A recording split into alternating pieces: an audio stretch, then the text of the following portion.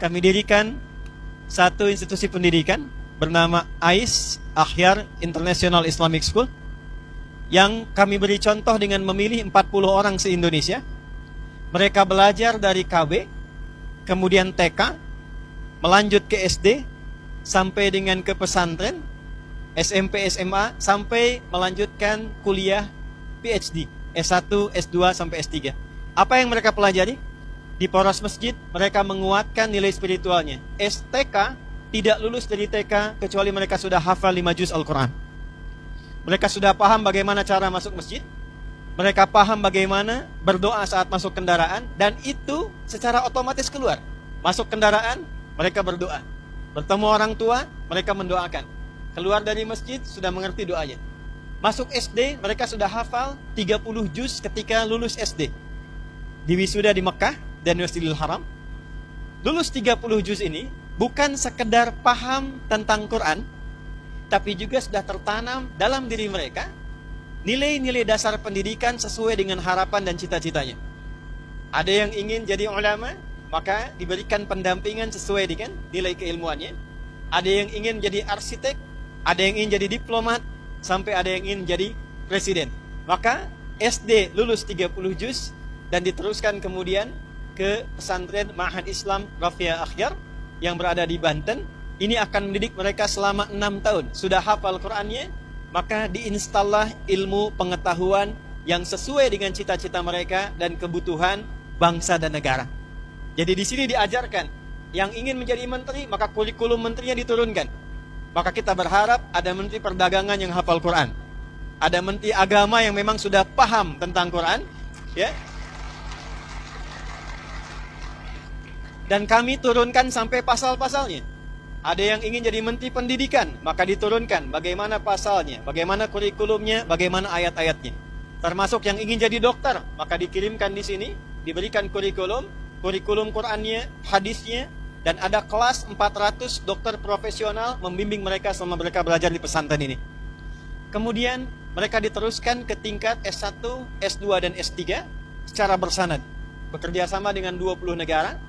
Dan hasil akhirnya adalah, pertama, kapanpun Muhammadiyah siap menerima mereka, mereka siap berkhidmat, ditempatkan di berbagai majlis, lembaga, biro dengan kemampuan yang bersanad.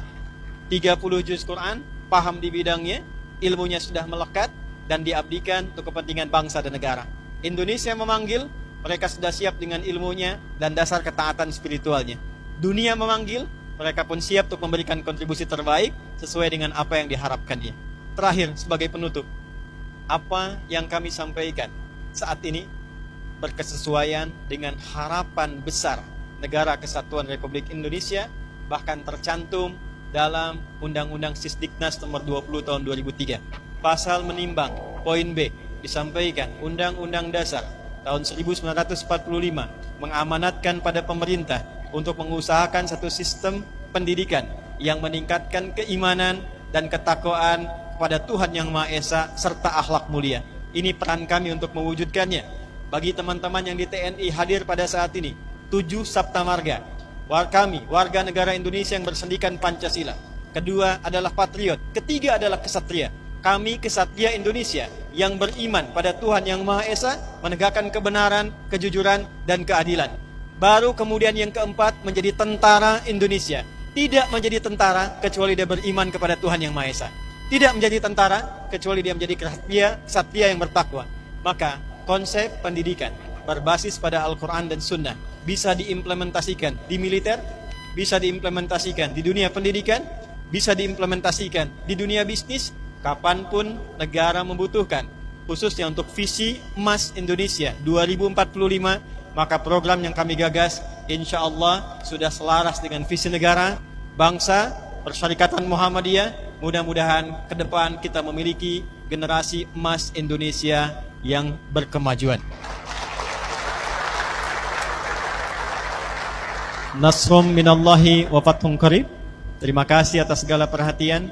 Dengan bangga saya ingin tutup dengan satu kalimat. Saya Adi Hidayat, putra dan kader asli Muhammadiyah.